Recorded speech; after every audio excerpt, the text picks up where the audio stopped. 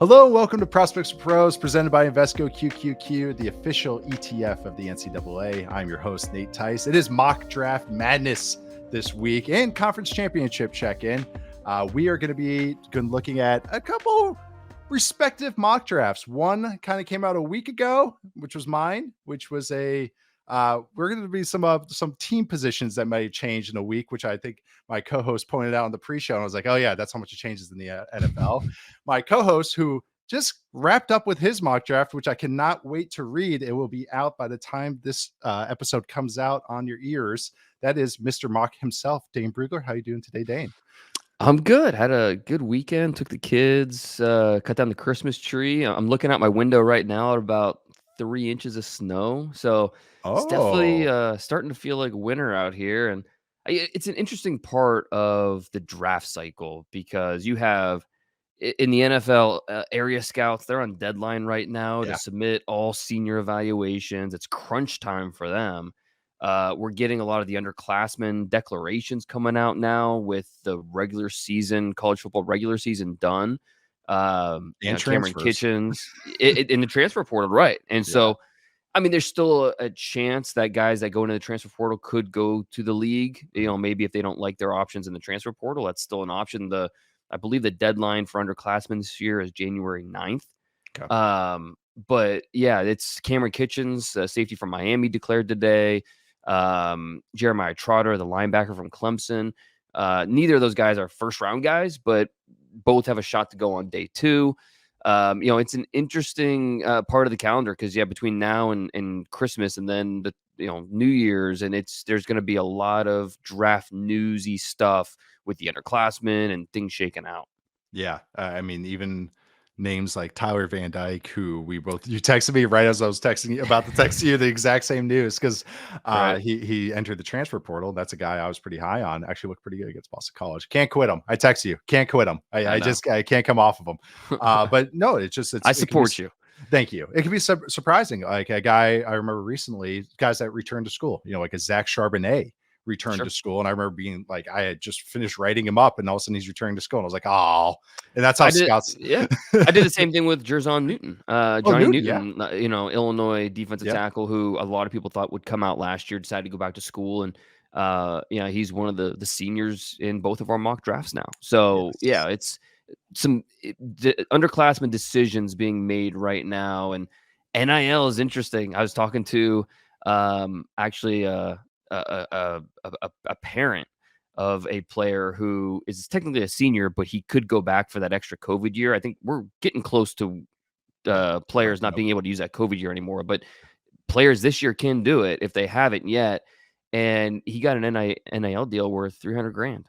And it's like, okay, what do you think? Where do you think he's going to be drafted? Like, what do you, and this is the feedback I'm getting on your son. This is where I think he'd be drafted.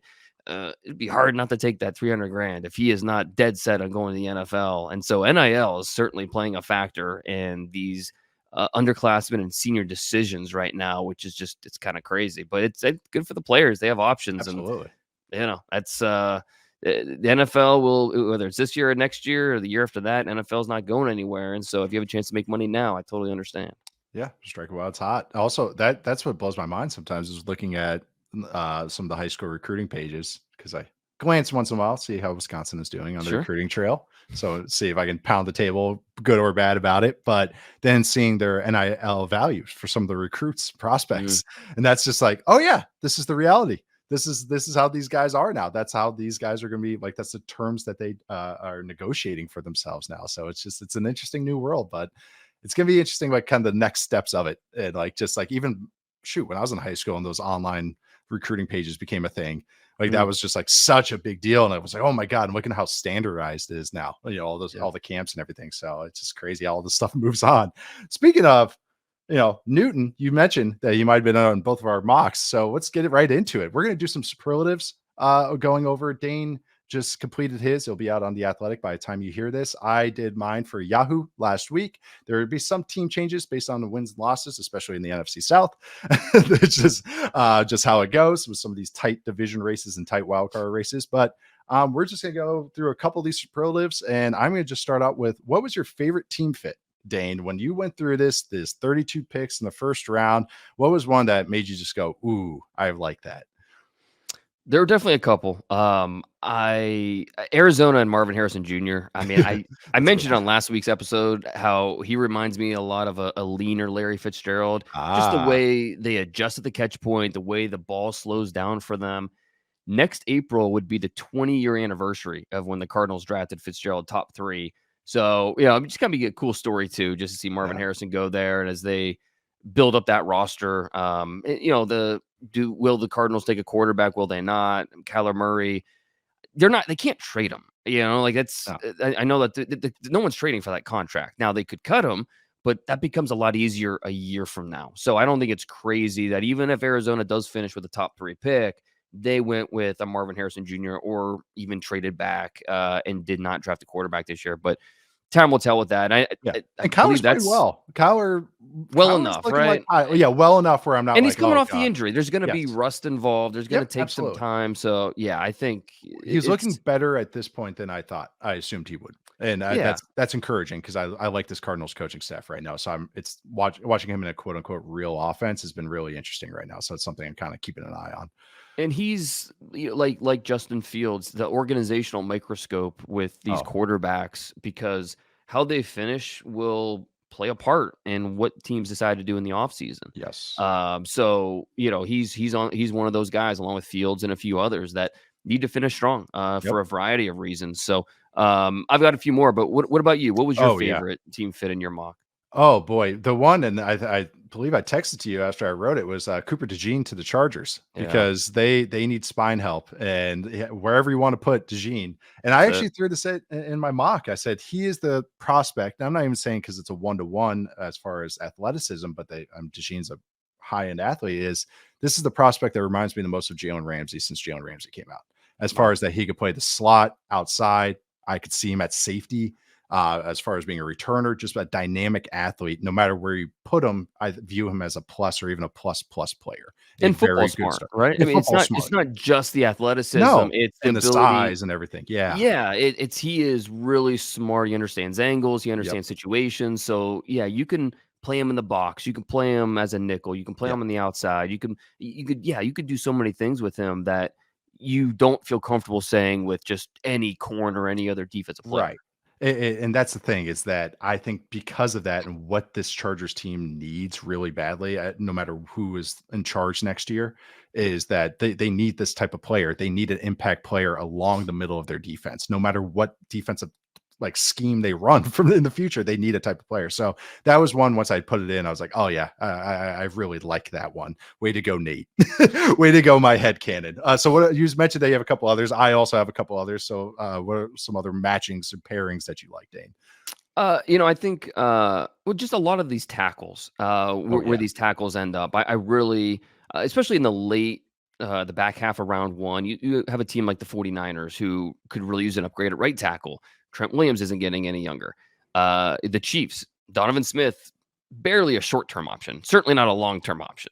So, and then the Eagles with Jeff Stoutland, the Eagles offensive line coach. I think he's going to take one look at BYU's Kingsley Suamataia, and it's going to nice. be. I know I've been working on it. It's going to be love at first sight. The I'm way he sure. moves, the upside that he has, and these are playoff teams that could use immediate depth, but then also someone to groom for the future. And so this tackle class is so much fun. It's to me, yes, the quarterbacks obviously at the top with Caleb Williams, Drake May, who's quarterback 3, how many quarterbacks go in the first round.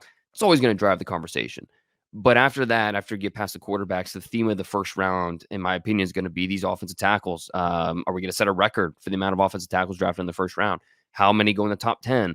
All these things. And so we're going to see a few of them later on in the back half of round one with a few of these playoff teams that could use an upgrade there. And I think they're worthy first rounders in my mind. It's not like, oh, just because of how this draft makeup is. It's like these guys, there's a lot of talent. Like these guys are Oh, really yeah. talented. Well, It's and not all of them have first round grades, but after say there's 20 first round grades. Okay. yeah, After there's still 12 more picks in the first round. right. And So you go to your second round grades, and offensive tackle is one of those positions that usually is the first to get the bump, It gets the bump, to go yes. maybe a little bit earlier than many thought, because the supply demand, not there are only so many tackles in every draft class, and every team could use depth at the position.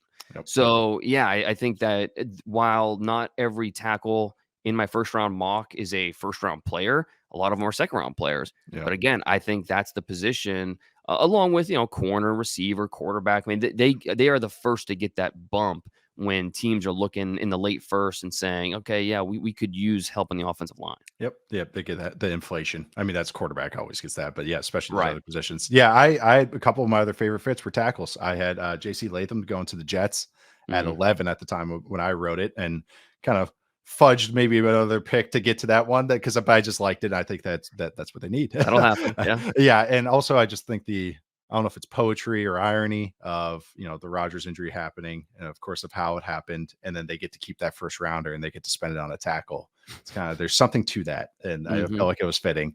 I did also a tackle to the 49ers, much like you did. I did Patrick Paul there, and I Hmm. just thought, just a project type ish guy, but more traits. And again, I'm same reasoning going on with Trent Williams or the right side, which has always just been a churn. It seems like there with Right. McGlinchey, even drafting McGlinchey a few years ago. I did one that was truly one of my guys, and I think of this draft, which is Jack Sawyer of Ohio State. I had him sneaking into the first round to the Ravens. Much like you said, I view him as more of a second round type, but he got the bump, and I think the Ravens would like that kind of, I said, kaleidoscope skill set where you kind of could do a lot of things well. And for a defense that kind of prioritizes that, I think he matches them. And I think the last head cannon one that I really liked, at least were two receivers, which was Brian Thomas from LSU going to Yeah. the Bills, because I just want to see that. And Oh, Roman Dunze to the Colts. I just, depending on what happens with Pittman, it's like, mhm. okay, him with Anthony Richardson, and the slot with Downs and Jonathan Taylor and the Zach Moss in this run game. It's like, ooh, I just could see that offense maybe going supernova. So some Yeah. of the ones that made more sense in my head canon, at least. Well, and I had Rome going to the Bengals, and with T Yeah. Higgins, if he moves on, okay, you plug in a Dunze. I mean, there are greater needs on this Bengals roster. You go offensive line, you could use some help on defense, but if they're at a specific part of the draft and they have a high grade on a Dunze, you could see that happening, and Yeah. filling that Higgins role where he's going to win those 50-50 balls. He's a guy that's going to keep pressure off Jamar Chase and really keep Joe Burrow happy with his options out there. So that makes sense. And you mentioned the Jets. If they, I mean, assuming Aaron Rodgers comes back in 2024 healthy and ready to go, this is a franchise that's still going to be all in for 2024. And so it would be hard to see any other position outside of an offensive player that can help right away. So Right. JC Latham, I understand why you went that direction, help on the offensive line from day one. I went with Brock Bowers, Oh, another offensive guy who's going to help you from beautiful. day one. Yeah. Is he a receiver? Is he a tight end? It doesn't matter. He's going to help your offense. He's a weapon, and so Aaron Rodgers would be able to use him pretty quickly if that marriage came to be. That actually makes a lot of sense, even for who they have with how Garrett Wilson wins, Right. and even the tight ends they have. They're giving Right. Ruckert Yeah, a we little like bit more Rucker. but he's a You like Y. And right. then Exactly. Bowers, you move around with him. Like you said, he's an Hmm. offensive weapon. So it's 12 like 11 or 12 like 12. So I Yeah. love that. I had him going to the Bucks, and I think that is a nice segue Pair him because with Kate Otten and yeah, and just like yeah. I don't know what to do with their receiver situation. I don't think they know what they're doing with Right. their receiver situation yet. I'm not saying in a bad way. I'm just saying like that's hard. It's gonna be hard to parse through this offseason. A lot of talent still. But that leads to the next kind of That's question I that's a, had. that's a very good segue. It was great. It worked out nice. Hardest team to pair a player with. Yeah. Mine was the Bucks, but I want to hear what yours was, Dan, because I had a No, couple here. I have a couple too, but Tampa's the first name I wrote down, or first team I wrote down. And the biggest, I think, is because they feel unsettled at quarterback. I mean, they're Yeah, still fighting for the division crown right now, but right now, if the draft were tomorrow, they'd be picking 7th overall. So, this is still a middle of the road team at best. And are they satisfied with rolling with Baker Mayfield again next year because they feel like this is a win now window, or do they want to find the quarterback of the future? And do they see that guy in this draft? I think you could throw the Giants in this mix, the Commanders as well, where they are probably not going to be picking high enough to get Caleb Williams or Drake May, but they will be in a spot somewhere in those top 12 picks where quarterback 3 could come off the board, whoever that is for those teams. And do they like quarterback 3 enough to invest in the position and say, okay, we've got our long-term guy here? That'll be interesting. One other team I wrote in the late first round, Jacksonville. Same. You can make a case for a few positions. They could use an upgrade here, upgrade there. But I don't think there was just one clear, obvious hole, especially with where they're picking in the draft, the options that were available. I ended up giving them a receiver, but I struggled a little bit with them, just which direction they might go. Yep, same. I ended up going with the receiver too. I went with Troy Franklin, maybe from Oregon. Maybe I just wanted the skinny receiver with the skinny quarterback, but I just wanted to see the ball winner with that Trevor Lawrence hasn't had since Clemson's. I think that'd be perfect there. But yeah, the Bucks. They were picked 10 when I was doing this, and it was like, I don't know if they go QB. I gave him Bowers, but I was just kind of like, because I didn't know what to do with the receiver. But yeah, they're just a team at a crossroads. That's so many like important spots. So it's gonna be interesting. I had the Chiefs a little bit as a team. It was hard. Do they go tackle? Donovan Smith is not a long-term answer. He's kind of a stopgap right now. Do they go receiver? So many were off the board by then. More defense, but they've kind of like been really heavy on the defense the last couple of years. So yeah. And it's kind of L'Jarius needs a pending free agent, but it's hard to see them, letting him go. Some way, somehow, it feels like they're gonna bring him back. So that's there's so many things, so many dominoes here that we don't know yet. I mean, we're talking about Tampa. There might be a coaching change there. There might be a whole regime change there. So there's so many dominoes here that will continue to fall once we get through Black Monday and all the firings and things that happen. Free agency is obviously a big domino here. The franchise tag. So a lot of things that will happen over the next few months that shape how these mock drafts change. But yeah, I think if the draft were tomorrow, I think some of these teams would be harder to figure out than others. Oh, totally agree. Yeah, especially for agency. That's gonna be interesting for agency here too. Do you want to reveal who your QB3 was, or in your mock, or do you want to just keep going to the next superlative, because it could be pertinent to our previous discussion? Well, I won't say where I put him, but it is Jayden Daniels, and I think one of the superlatives we're going to do is biggest surprise, and I'll just do it here. That's maybe how high I have Jayden Daniels going. I was talking to a Southeast scout about this. It's a case of, okay, a guy that you have a formed opinion on coming into the year. He's a 5th-year starter. It'd be hard not to have an opinion on him, despite all the games he's played. This is only a 2nd year in the same system, and the more you watch him, the more it just becomes tough to say why he won't be an impact NFL starter. The way he has been playing this year has just been phenomenal. And one of my favorite stats when looking at offensive skill players, it doesn't matter the position, is explosive plays. And when you look at, I tweeted this earlier this week, when you look at what Daniels has done in 12 games, he's responsible for 90 plays of 20 yards or more. That is a remarkable number. It's the most by any quarterback the last 5 years. And the only reason I say the last 5 years is that's how far back the data goes. There's a good chance that's the record. It's a good chance it's never been done before. Joe Burrow in his legendary 2019 season, he had 87 plays of 20-plus yards, and that was in 15 games. Last year, Caleb Williams ran away with the Heisman, 73 explosive plays in 14 games. So he had 2 more games this year than Daniels, and Daniels has almost 20 more explosive plays. So yes, I know LSU basically has an NFL depth chart at wide receiver, but Daniels deserves credit for what he's doing out there. And again, when you look at the Giants, Tampa, the Raiders, there are some really interesting teams who probably missed out on those first 2 guys, May and Caleb Williams.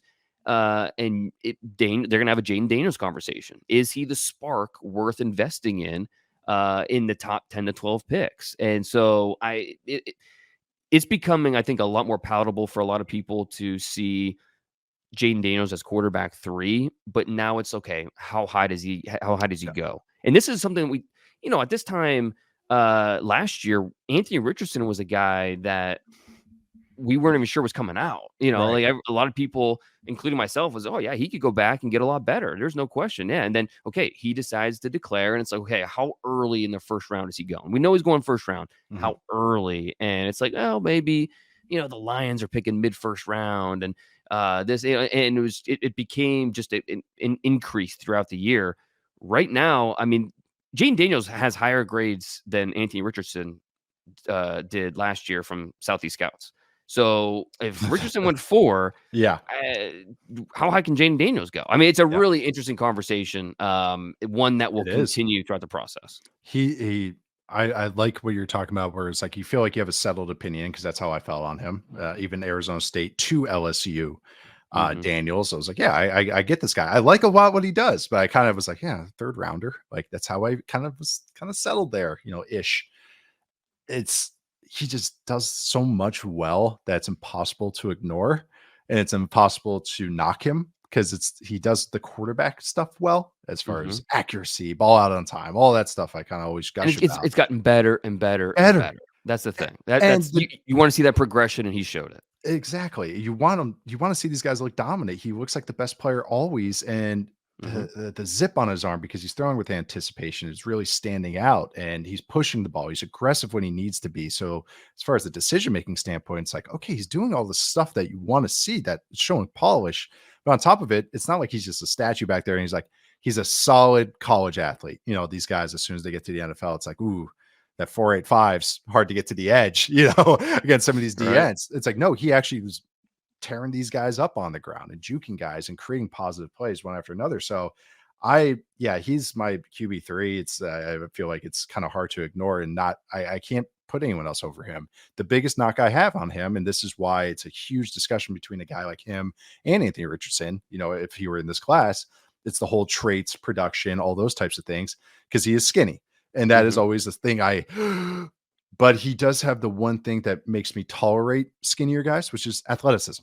And Right. also he operates from the pocket and can get rid of the ball. Even if he does play like Johnny Knoxville sometimes, it's Yeah. just I had him going pick 20 to the Vikings, and Mhm. it was one that I was like, yeah, I like this. Like I like it too, yeah. I was comfortable with him going 20. And I think that's for a long time, a lot of these QB3 discussions, I think there was us talking on the show. It was hard for me to truly go like, maybe see him in the first, like Mhm. maybe at the end of the first. It's like him. I'm like, yeah, I see it. And like you're saying, it's like actually I see it kind of keep rising because of his play and because I think it's just what he does. So I'm with you. I And it's yeah, it's not like we're missing I mean, this is the same thing, same conversations the scouts are having with Jane Daniels because, again, you have a formed opinion on him, and yeah. then it's just, okay, the more you watch, the more you watch, the more you watch, and, yeah, LSU has lost 3 games this year.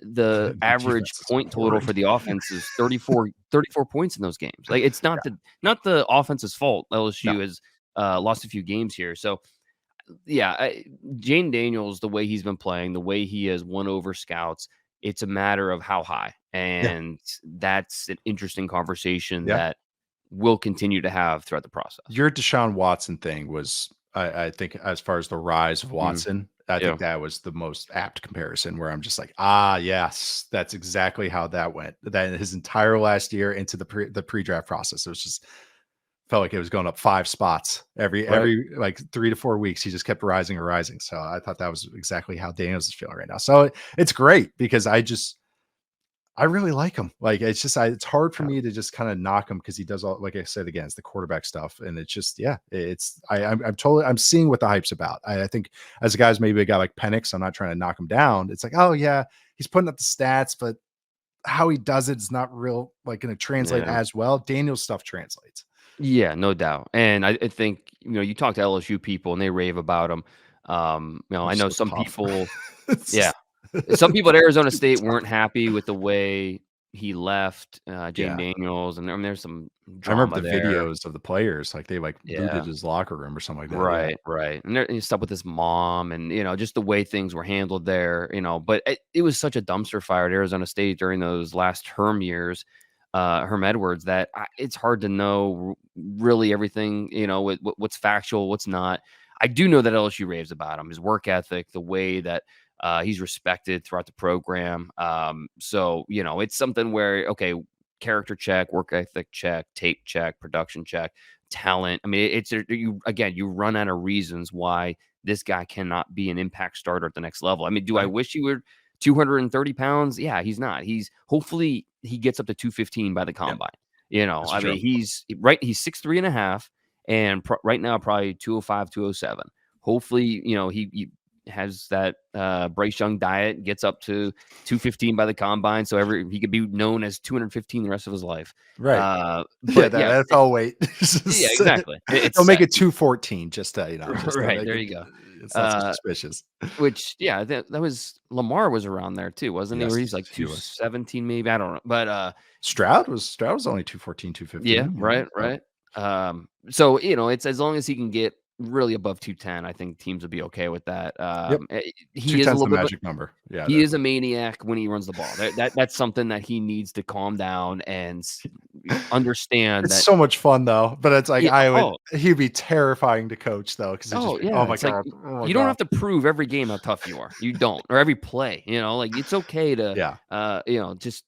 I know you pop up and you're proud of that, and that's great. But for longevity of your career, let's take better care of yourself. But yeah, it's going to be Jayden Daniels' ascension has been a really. fun thing to see play out, and again, it's gonna be something we'll be talking about quite a bit here the next few months. Yeah, I'm no, I'm glad you kind of popped them up too because that's really fun.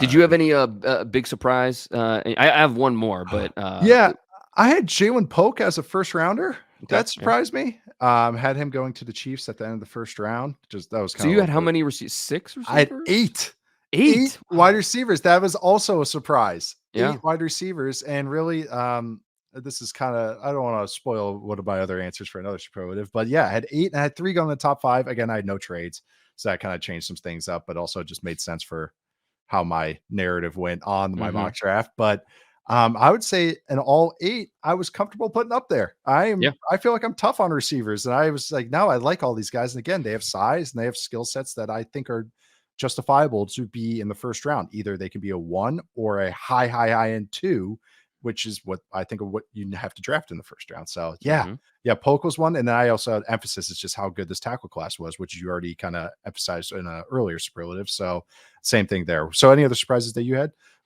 You said you had a couple more.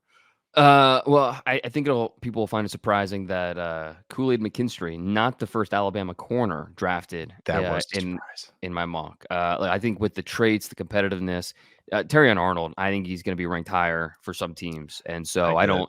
I don't think it should be a surprise if he is the first off the board. I mean, he might be in contention for corner 1 for some of these teams. So yeah, Terry and Arnold, he uh, Do you have is a measurables lot on better him? than I think people are talking about him. What's that? Do you have measurables on him or officials? I Because he's don't. a I mean, he's he's listed a at what, 6 foot, 195. I mean, yeah, he's 'cause he looks I was yeah. curious how So long his arms are because he looks not he looks the part. he does. No, he Yeah, does. yeah, I think the fact that he plays so competitive makes him yeah, look even bigger. Like yeah, he plays bigger than even just what the 5'11" and a half or whatever he ends up being. He mhm, plays bigger than that because he's so dang competitive that it really makes him stand out in a good way. So now he's not the most disciplined player. We've talked about him before. He needs some development, but again, the traits, the competitiveness, the things you can't teach, can't coach, he's got that. And so for certain teams in the first round, yeah, I can I will make a bet that he will be higher ranked than oh, yeah. McKinstry is. That's it. Yeah. No, it totally makes sense. We were talking Yeah. about the pre-show, but uh yeah, he did not make my first round. Other corners did, and I totally get because I watched him right before it. I was like, ah, dang it. It was one of those where it was one of those where it's like, ah, I should have snuck him in somehow. I did sneak in Mitchell from Toledo because I believe you did Yeah. as well. Oh yeah. Um, I can teams are gonna love him. Yep. He is just gonna be he makes plays on the ball and he has traits. Oh man, teams are gonna love him. 6'1", 200 pounds, Oh, and he ran a 4.39 for scouts yeah, in the spring. he's So explosive. He's gonna be a 40-inch vert guy too. Like he's well, and just Toledo's an 11-1 team, and he's their defensive leader. He's a guy that the coaches respect, all of his teammates respect, and that carries a lot of weight. So he yeah, does. he's a good player. So toughest player Yeah. you had to leave out of the first round is that Arnold for you, or did you have someone else? Arnold, no safety or linebackers in Yeah, general. I And didn't I either. thought you didn't either. Okay. I did not, I couldn't really argue for one and No. make and understand where that fits. So I would love to. I mean, the one guy that I thought maybe was Tyler Nubin, the Minnesota safety, who I yep, like a that's lot. But same. I would love to hear an argument why someone thinks a linebacker or safety from this group should be in there. Yeah. I just don't see it with this group. But I tried to with the Clemson guys, and I just couldn't. Like it was just no. I couldn't pull the trigger on anybody, and I none mean, that. I mean, Jeremiah Trotter's a good, and he would have been a first rounder in 1994. But just in today's NFL, he's not that It's guy in hard, man. space. But I No. love the way he plays. Yep. He's so physical at the line of scrimmage. But These are the you type get of him guys out. you kind of like though, don't you? Don't you like the old school mics, or is that Oh, you like the they're guy you easy like to the leader? like, yeah. Yeah. But I'm realistic about where you should draft Right. him. Obviously, Right. it's and Trotter's one of the bloodlines you love. I mean, it's gonna be a Everything. Yeah. great story. But yeah, he's not first round material. I also just another QB in general. That was just kind of tough for me to not because I was like, Because you only included 3, right? I only had 3, Yeah, and I was trying to maybe like McCarthy you had up there. I saw that. yeah. But sorry, spoilers, but No, no. but yeah, but I also with mine, I just again, I couldn't pull the trigger on one that I felt really good about. Daniels was a lot of fun to study the last couple of weeks and go like, I'm getting this like right and enough to put him in at number 20 to the Vikings. So Yeah, Brugler Tice was another player I was trying to make an argument for.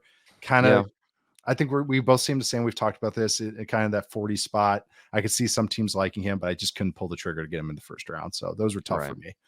right. Yeah. How about yourself? Another one for me was Denzel Burke, the Yeah. Ohio State corner. I really like him because part of my process when doing a mock draft is I will vet it with some scouts around the league just to see if they have any strong opinions about, oh, this guy, why do you have this guy in there? Or, this guy, you're missing this player, whatever. One of the names that came up was Burke, as I understand why he didn't make it, but wouldn't be surprised if he did make it, that kind of thing. He didn't make it, and then I another almost gave him to corner. Detroit, and I ended up putting Mitchell to Detroit. Yeah, So no, that that makes sense. Yeah, yeah. I think I did the same thing with Baltimore. Instead of, I almost went Denzel Burke, but instead I went Quinion Mitchell from Toledo. So yeah, that makes sense. We had the same thought process there. Competitive. that was it. Kalen King, the Penn State corner. Yeah, I kept him out too. He didn't make mine. I mean, Yep. he has not been a first rounder this year, plain and Yep. simple. I agree. So he missed. Yeah, I like others way better now. Kind of feel comfortable where I am at with him. Yeah, and I mean he's got an NFL decision to make here. He has a twin brother at Penn State who, I don't know if that will influence his decision to stay or go. But yeah, we'll see what Kalen King decides to go or decides to do. I think that was my only. Yeah, those were only it was tough to leave those guys out. I mean, I only had 5 receivers, and so there were a few receivers that I think I could have included in there, but this is again, once you get your first round grades done and you have to fill in the last 10 to 12 picks, Yes. receiver is one of those one of those positions that you could, okay, this team really needs a playmaker. Or there's second round receiver. Okay, I could see him sneaking in there. This will be an interesting receiver class to see how many actually go in that first round. I know a lot of people are saying, oh, it's going to be a historic first round receiver class. And I'm not there yet, but I still think, we're going to see quite a few go in the first 2 rounds, no doubt. I feel 4 I have legit first round grades on, which I think everyone same does. 4. Same 4. I don't think that's crazy. Well, I would say I have 5. Well, I'm including Thomas. Thomas, that I was gonna say Thomas is the one I can make the argument to be 5. So Yeah. we're on the same wavelength there. And then then there's another group about 5, 4-ish, 5. I ended up going with 8, but those are all those kind of, I don't know if you want to call them late first, second round grades, picks 20 to 40 that are interchangeable, but that tier. But I do think there's 4 for sure 4, and we could both argue 5 that are true first rounders, but right. Way more. I ended up making an argument for it, and also it was just to kind of keep some fans off my back and go like, here you go, here. Well, here's a receiver. Right. Like Troy Franklin's a great example. Like you play off coverage against him, and he'll burn you. I mean, He's so twitchy. He'll put corners through hell. I mean, he really. But okay. They But put him nose to nose with a press man corner in the NFL, right. And that's where I have my question marks. Is this 180-pound guy who there's some play strength questions there? Can he get open against, get off a jam, get open? Like that's where I think my questions come in with him. But again, you watch, you just watch him go up and high point the football and go make plays with Yeah. the long striding speed. You're like, all right, I'm back on board. I get it, And so I go back and forth with a guy like Troy Franklin. I like him if you already have a 1 Mm-hmm. and Sure. you are like, you're just, okay, I mean, the Bills could be an example of that. Mm-hmm. Maybe even, I'm just trying to think of some other teams. I had him going to the Jags. I Yeah. said technically they both be X's, but I think him and Calvin Ridley with Christian Kirk in the middle could be a really fun trio. It's just like you said, the skinniness is a little worrisome, but he is so twitchy for how long he is. It's kind of what I wanted Justin Ross to be from Mm, Clemson. Kind of like that same kind of type skill set that those types of guys I'm always going to kind of fall for. That's kind of like Ibuka was kind of like I have him in the same tier, but Ibuka's way more useful. But then it's like right. what's his high end? What's his dominating trait? And so it's Right. like again, these types of tier players. Jalen Polk, I had in this tier. I ended up giving him the bump into the first round. So those are kind of we had surprises, we had toughest players. What's the biggest thing you learned while doing it? We're going to learn some lessons here on Prospects Pros. Well, I don't know that I necessarily learned, but Right. this was to me, this exercise was more of a reminder that this is an offensive tackle class. This Yeah. is or an offensive tackle draft. I had 8 offensive tackles in my preseason top 50 back in August. So this was something that we knew already. Mhm. I have 9 offensive tackles in the first round of my mock draft. And that doesn't include Graham Barton, who's in there. Yes. Because in my opinion, he's not a tackle. He's an interior He's lineman. gonna I be think he's guard, gonna yeah. be a really good interior lineman. I have him going to the Cowboys in my mock, who with Biotish being a free agent. I like that a Tyron lot. Smith, we'll see what happens. Tyler Smith moved to left tackle. It might be a need at guard or center. Graham Barton can step in and be that guy. So I like that fit quite a bit. But these tackles, again, I think a lot of them are second round players. Whether I think Patrick Paul to me is a second round player. Yeah. The Kingsley from BYU, it's more of a second round player. But again, once you think about that late first round, I think a lot of these guys are going to go in the back half of round 1. Amarius Mims from Georgia, Yeah. I can't quit him. I still I No, am teams are gonna love him. again 6'7", 330, and the way he moves, he has single digit starts to his name. There's so much. He's a puppy. There's so much that he doesn't know yet that you have to, you have to develop him. But I still think he's going to go first round and pretty high in the first round. I have him going top half of round 1 on my mock, Mhm. just because of the traits, and that's what teams draft. So the record for offensive tackles in the first round is 7 back in 08.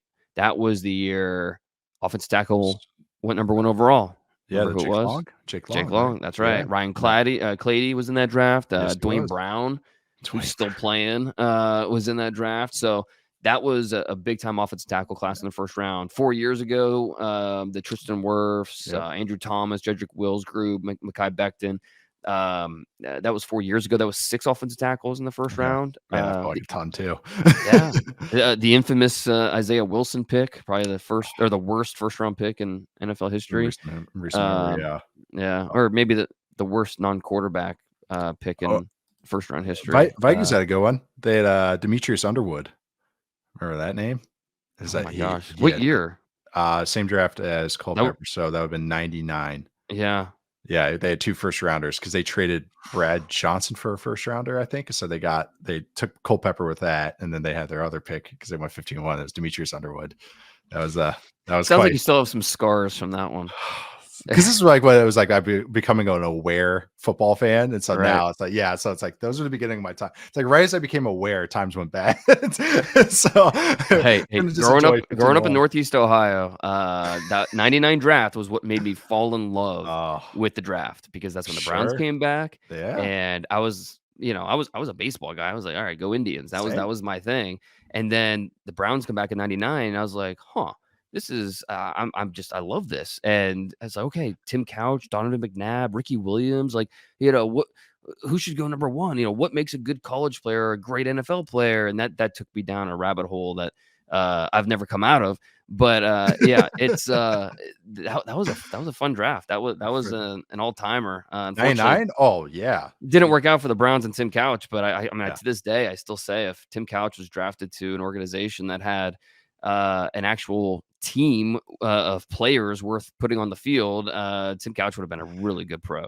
Why I remember those Browns is because more that draft I remember very vividly because of the quarterbacks taken, the Ricky Yeah. Williams trade, booing McNabb, all that stuff. I remember because I liked Oregon. So at the time, so Akili Achilles Smith. Smith, yes. And Yeah. then also they would always come up with at the Metrodome because I was always there for pregame stuff. So they always come up with like schedule and who was on a bye and all this stuff. And that the 31 teams messed up the bye week. So like some team Oh. had a bye, I think week 1 or week 17, and they had to Oh, play like man. 16 straight games. Yeah, but that's why I remember that 99 Browns team like more than anything. It's just these random things that come up. Also the Dwayne Smoot taking off his helmet. I don't know if that was the 99 Browns. That might have been the 2000 or Dwayne 2001. Rudd. Dwayne Rudd, not Dwayne Yes. Smoot. Dwayne Yes. Rudd taking off the Against the helmet Chiefs. Oh, I'll never forget that. on the No, field goal, right? yeah, I think that was a couple years later. That was a couple years That was later. a couple years later. That's how I Yeah. remember those Browns teams though, because there was Oh, that was but heartbreaking. I remember like Brown, I like or Couch, I'm sorry, I understand like he did look the part, and that's when that air raid offense was like a new thing. So it's Mhm. like he was putting up all the numbers, and that's kind of totally get it. Although I did rewatch some Donovan McNabb college tape because I was trying to find an Anthony Richardson comparison, and McNabb at Syracuse. Oh my God. That was fun. Because I don't remember it. And so I just remember Mhm. McNabb with the Eagles. So I'm watching that at Syracuse. I'm like, oh my God. Like that was a lot of fun. Yeah. I totally get why Andy Reid fell for that.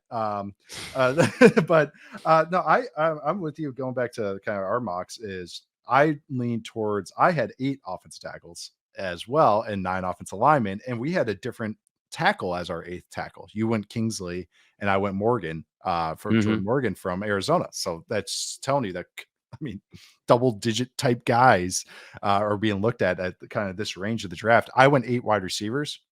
Yep. And really, that's what I'd learned the most, or point of emphasis, like you're saying, that I had the most in this draft was O line and receivers make up more than half the first round picks.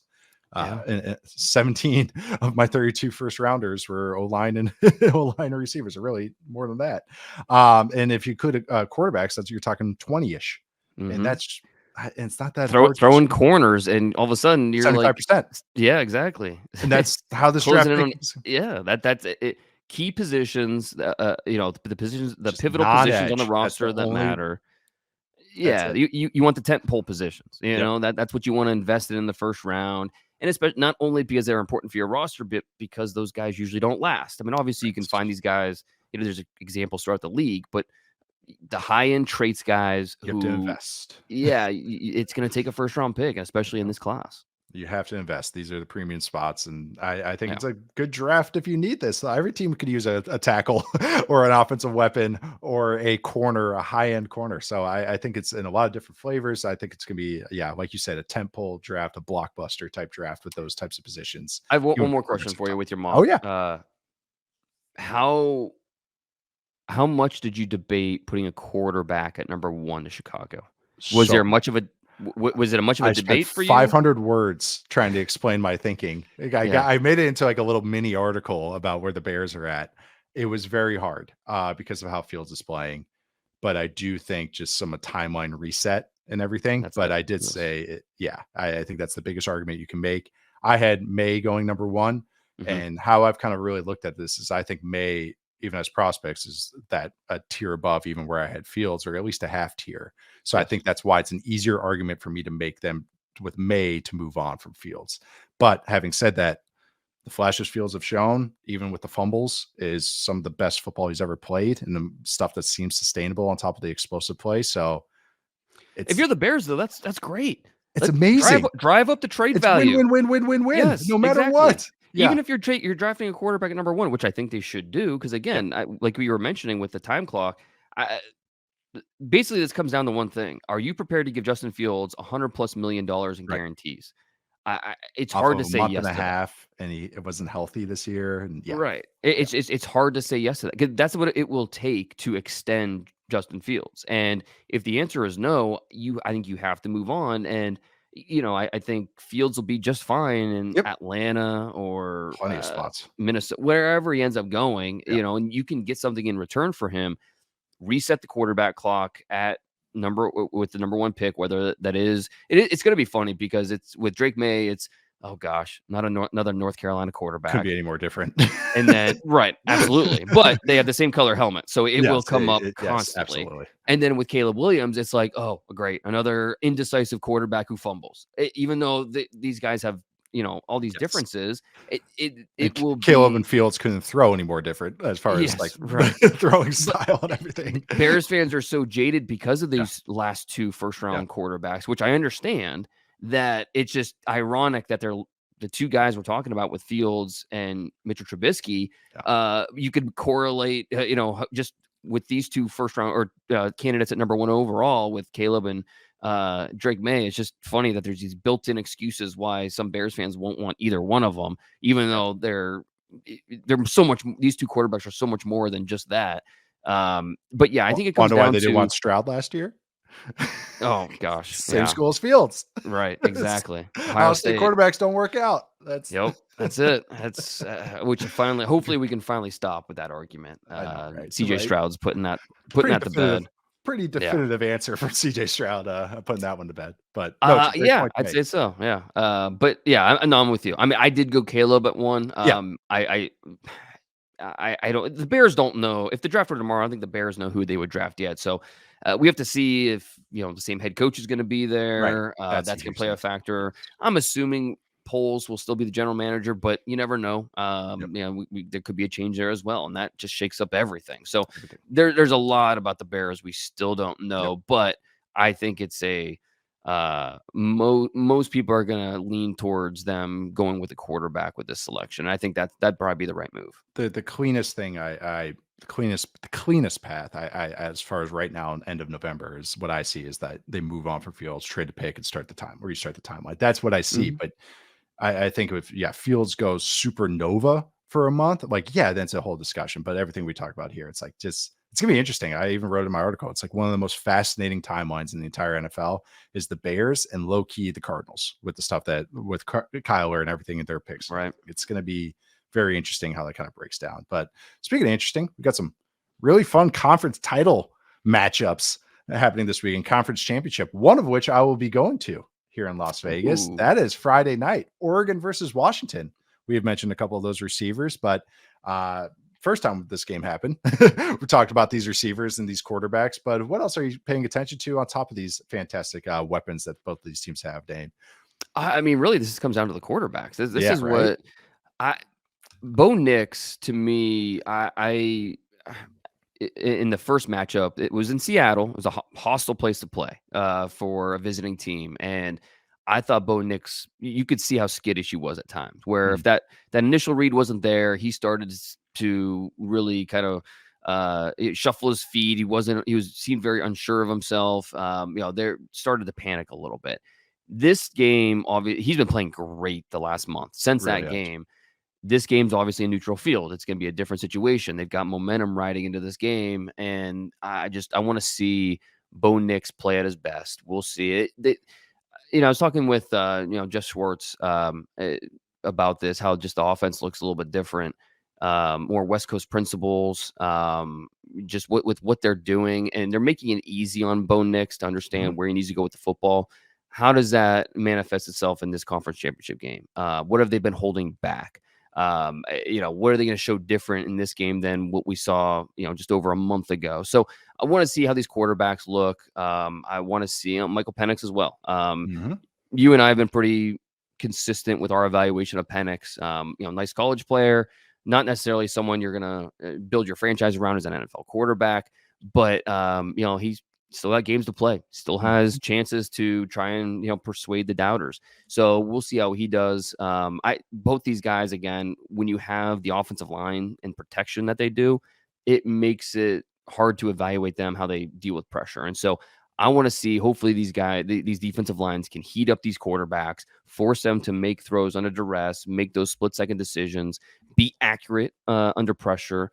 And we'll see if they can do that, because just from a selfish evaluation perspective, that's what I want to see. Yeah. But regardless, it's gonna be fireworks. This game. I believe Jayden Daniels is the Heisman Trophy winner. That's my opinion. That's what I would go But for as well. yeah, but this game could go to deciding who that's the Heisman winner is going to be. So this is going to be a lot on the line Friday night. And that'll be a lot of fun.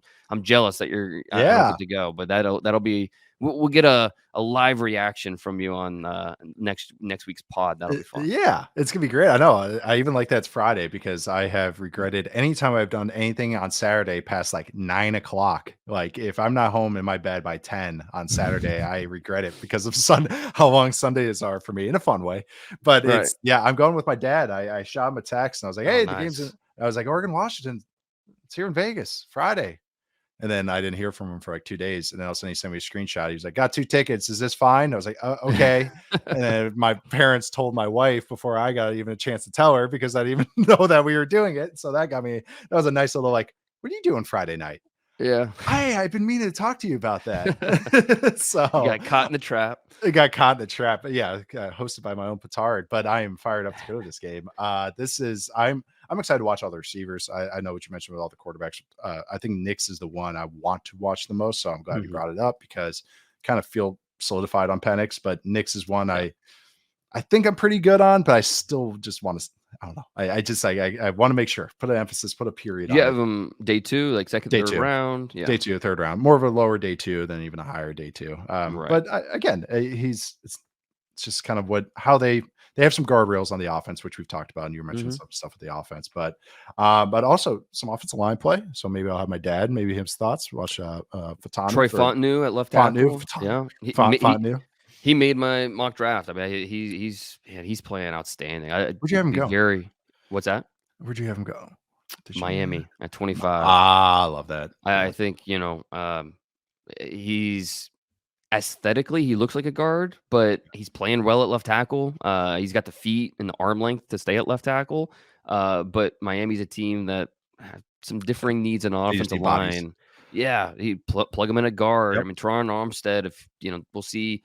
He's missed more games this year than he's played because of injury. We'll see, long term, this could be an option for his replacement, that type of thing. So I like that fit quite a bit. That's I had Morgan going to the Dolphins, kind of Right, similar right. thinking, kind of Yep. like, where's his best spot? Doesn't matter. They need a guy. That's They it. just need bodies. Same with Skoronski last year with going to the Titans. It's like, what's his Hmm. best spot? Doesn't matter. They need Yeah. linemen. Just get them good players. Going on, Big 12, OK State, Oklahoma State versus Texas.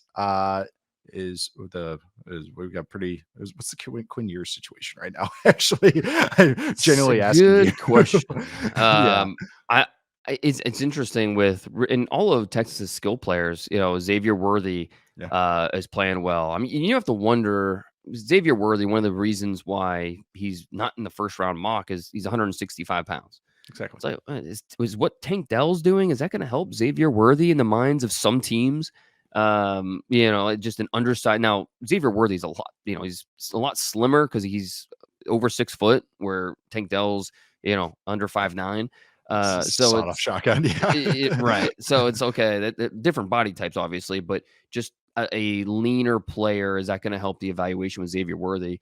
Jatavion Sanders, the Yeah, tight end, he's probably leaving for the NFL. How is he looking this game? AD Mitchell. And then, of course, like you mentioned, Quinn Ewers, big NFL decision to make coming up.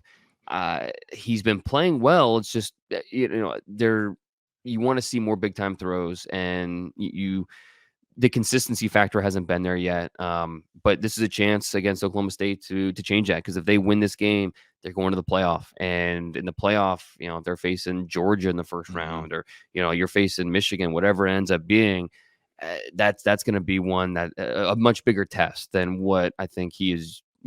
Used to facing in the Big 12.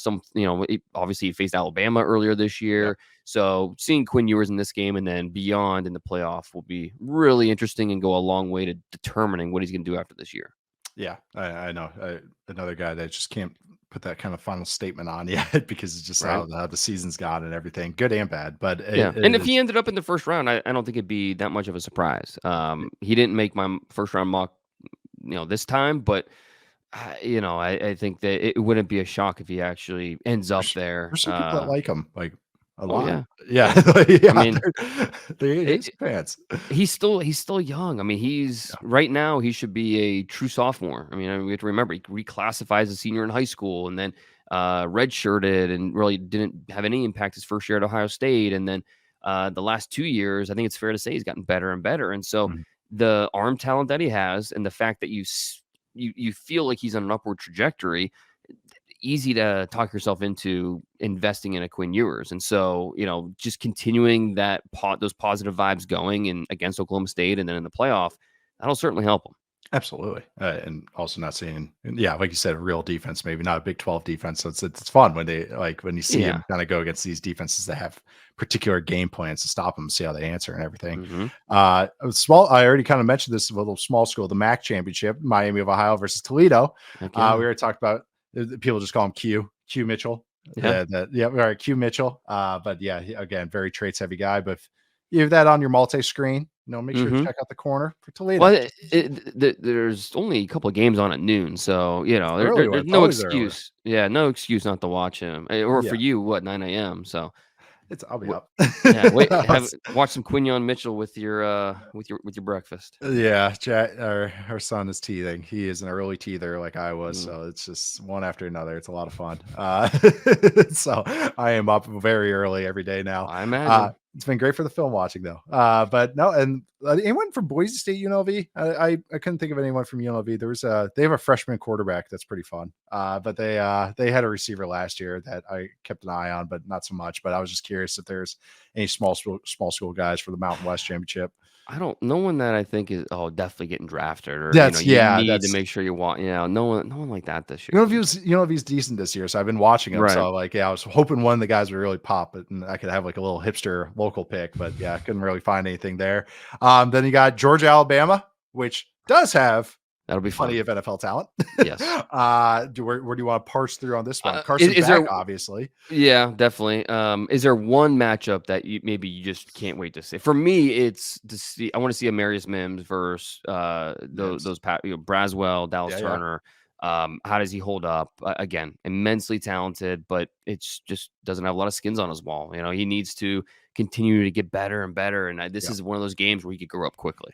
Yeah, any Mims game. Yeah, he's the designated hitter. He just comes in you just wheel him in like Hannibal Lecter for the big games. just have him play tackle and just wheel him Yeah. back out. But our guy Ladd Oh versus the yeah. Bama corners. Yep. I think that could be a lot of fun. But I also, watch for them to get Ladd matched up with Malachi Moore one-on-one in the slot, and I think they'll try to hit him over the top. okay, So yeah, Ladd McConkey versus Malachi Moore, who's kind of their Brian Branch this year. yeah, Just yep. more 4 rounds later than when Brian Branch was drafted. So a good player. I watched him this preseason. Yeah, no, he's Yeah, a fine but player. yeah, that'll be interesting. But yeah, there are a lot of NFL pros on this field. Yeah, it'll be good. No, a good shot with Mims. SMU Tulane. You got Pratt at Michael Tulane. Pratt, yeah. Yep, but, can't quit him. But, I feel he's definitely in the Heineke tier. That's kinda where I'm putting him right now, so we'll see if he can kinda rise up from that, but he's an interesting guy to watch. He's a lot of fun. Tulane's a lot of fun to watch, period. He's I think he's in His that, like, the way I felt about Aiden O'Connell last year in the 4th round, like, Yep. that's Michael Pratt this year is a guy that I don't know that's gonna be an NFL starter long term, but I just want him on my team. I want Yep, him, worth as my having up backup. there. I want him as my spot starter. Yep. Yeah, that's the Michael Pratt this year. That's how I always put the guy that's smart enough to get you through play by play, can run around, make a couple plays for you. That's Yep. those are the ones you want. Those are your backups. High character guys. Everyone likes them. Love the backup spot starter backup quarterback archetype. Michigan, Iowa. This is we kind of dove into Michigan a little bit last week Right. against Ohio State. And what was your stat with that game? Over 20 potential draft picks? Yeah, between Ohio State and Michigan, yeah, Yeah. just a loaded game, and the game didn't disappoint with the amount of with the intrigue in that one. Now against Oh, God. Iowa, it'll be a little bit easier. Who else has Iowa got for you? Like, is anyone else outside? I know DeJean's hurt, but Yeah, obviously no DeJean, and really a lot of their best players are out with DeJean, and both their tight ends are legit guys. Eric All, Michigan transfer, would have been fun to see him. He's out. The other tight end's out. I like.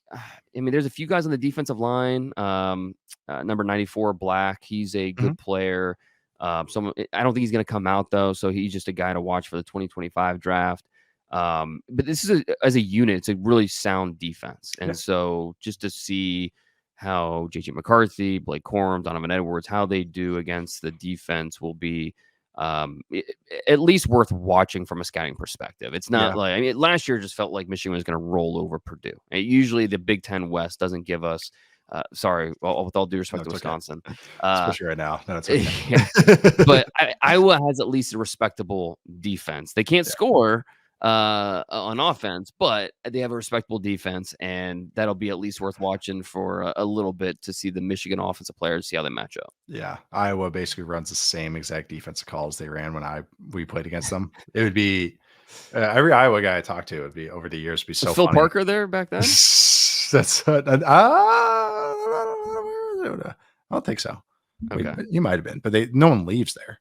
Right. I think he might have been actually. Hold on.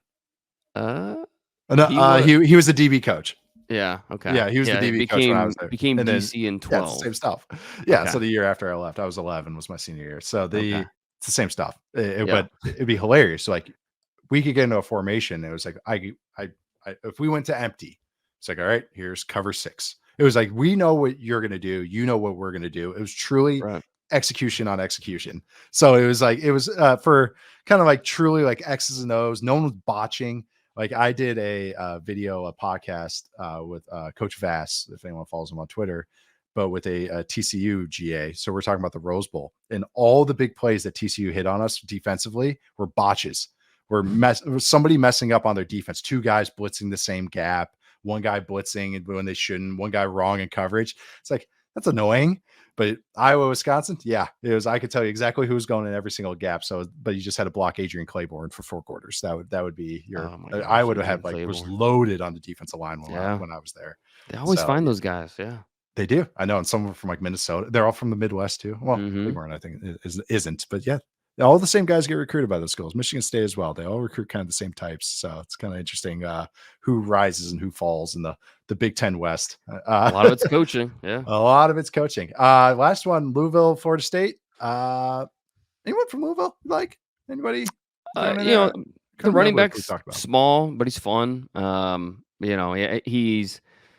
There's nothing really differentiating about him, but I don't know if he's 185 pounds or not, but he plays fast. And so there's things I like about him. Jamari Thrash, the receiver, is really good. I think ranking my top senior receivers, he's somewhere in the top 5 to 7 senior receivers. He's definitely a guy to watch. But really, I want to see Florida State. I want to see the defensive line. I want to see Jared Verse. He took over the game. I don't know if you saw that sack that he had where he just speed to power to the left tackle into the quarterback for the sack. It's almost like the left tackle deserves half the sack there, and it was phenomenal. But he just took over the game late in the fourth quarter. I mean, he played well all game, but took it over in the fourth quarter. Want to see that defense, how they do against this offense. I think Florida State's going to win, but obviously when you have backup quarterback, anything's possible. So can Trey Benson's been more of a complementary piece than a true bell cow for that team. The running back, can he play more of a role in this one where they really need him to step up and make some of those big splash plays that we saw against Florida, that we see, we've seen constantly throughout the season. So, but can you just do it more with a bigger workload? We'll have to see how he does. Yeah, no, that's very fair points. I know when you have Keon Coleman out there, you kind of know where your offense is going to get filtered through. Right. Well, and it's tough with the backup quarterback, right? It's like, Keon Coleman and just throw him a few jump balls. It's good for catching range grades. Right. See some of those throws behind the Calvin Johnson grade. All the throws were behind catch radius. Right. It's okay. Oh yeah, we got a couple more examples in this game for when Travis is out, so it makes a lot of sense. But no, Dane, thanks so much. This was a lot of fun. I'm glad you had a great Thanksgiving. Thank you guys so much for joining us. We will be here every Wednesday with Prospects to Pros. We are getting into bowl season, so get ready. And then we got some bowl takes. Who will sit out? Who's transferring? Who's returning? Yeah, but it's gonna be great as the draft is starting to really heat up the draft process. And thank you guys so much for joining us. We'll see you guys next time.